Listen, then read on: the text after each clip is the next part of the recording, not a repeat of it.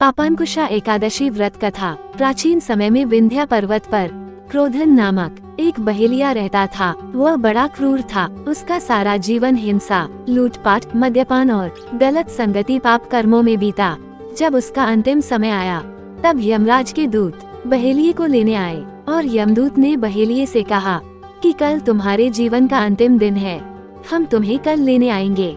ये बात सुनकर बहेलिया बहुत भयभीत हो गया और महर्षि अंगिरा के आश्रम में पहुंचा और महर्षि अंगिरा के चरणों पर गिरकर प्रार्थना करने लगा, हे ऋषिव, मैंने जीवन भर पाप कर्म ही किए हैं, कृपा कर मुझे कोई ऐसा उपाय बताएं जिससे मेरे सारे पाप मिट जाएं और मोक्ष की प्राप्ति हो जाए।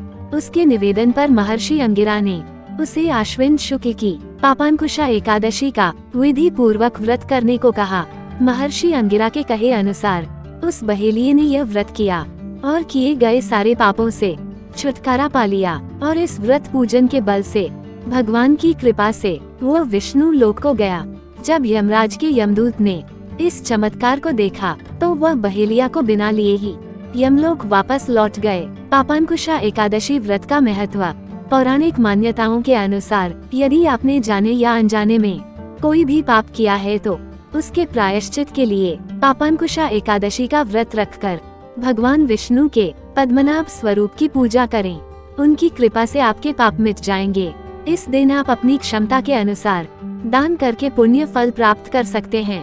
पापांकुशा एकादशी पर अन्न, जल, तिल, गाय, भूमि, सोना आदि का दान करना चाहिए। पापांकुश एकादशी पूजा विधि विधान। इस पापांकुश एकादशी का व्रत दशमी के दिन से ही शुरू हो जाता है। दशमी के दिन एक समय सूर्यास्त होने से पहले सात्विक भोजन ग्रहण करना चाहिए। फिर इस व्रत को अगले दिन एकादशी समाप्त होने तक रखा जाता है। दशमी के दिन गेहूं, उड़द, मूंग, चना, जौ, चावल एवं मसूर का सेवन नहीं करना चाहिए। इस एकादशी के दिन भक्त लोग कठिन उपवास रखते हैं। कई लोग मौन व्रत भी रखते हैं। जो इस व्रत को रखते हैं वे जल्दी उठकर नहा धोकर साफ कपड़े पहनते हैं। फिर एक कलश की स्थापना कर उसके पास विष्णु की फोटो रखनी चाहिए। यह व्रत दशमी शाम से शुरू होकर द्वादशी सुबह तक का होता है। इस दौरान कुछ नहीं खाया जाता है। इस व्रत के दौरान जो इस व्रत को रखते हैं उन्हें सांसारिक बातों से दूर रहना चाहिए। मन को शांत रखना चाहिए। कोई भी पाप नहीं करना चाहिए। झूठ नहीं बोलना चाहिए। इस व्रत के दौरान कम से कम बोलना चाहिए ताकि मुंह से गलत बातें न निकलें। वैष्णव समुदाय इस एकादशी पर श्री हरि को पद्मनाभा के रूप में पूजता है। उन्हें बेलपत्र, धूप, दीप, अगरबत्ती, फूल, फल और अन्य पूजा का सामान चढ़ाता है। कृष्ण जी के भक्त उनकी पूजा विधि विधान से करते हैं। अंत में आरती करके सबको प्रसाद बांटा जाता है। इस व्रत के दौरान भक्तों को दिन एवं रात में नहीं सोना चाहिए। उनको अपना समय भगवान की भक्ति में लगाना चाहिए। दिन भर वैदिक मंत्रों, भजनों को गाते रहें। रात को जागरण कर विष्णु की भक्ति में लीन हो जाएं। विष्णु पुराण पढ़े या सुने। इस व्रत को द्वादशी के दिन तोड़ा जाता है। द्वादशी के दिन व्रत को तोड़ने से पहले ब्राह्मणों, गरीबों एवं जरूरतमंदों को खाना खिलाना चाहिए। इस व्रत को तोड़ने की रीति को पराना कहते हैं। पराना को एकादशी के दूसरे दिन द्वादशी के दिन सूर्योदय के बाद करना चाहिए। पराना को द्वादशी के खत्म होने से पहले जरूर कर लेना चाहिए। अगर पराना द्वादशी के दिन पूरा नहीं किया जाता है तो उसे एक अपराध के रूप में देखा जाता है। पराना को हरिवासरा के समय नहीं करना चाहिए। हरिवासरा द्वादशी तिथि का पहला 1/4 भाग होता है। हरिवासरा के खत्म होने के बाद ही व्रत तोड़ना चाहिए।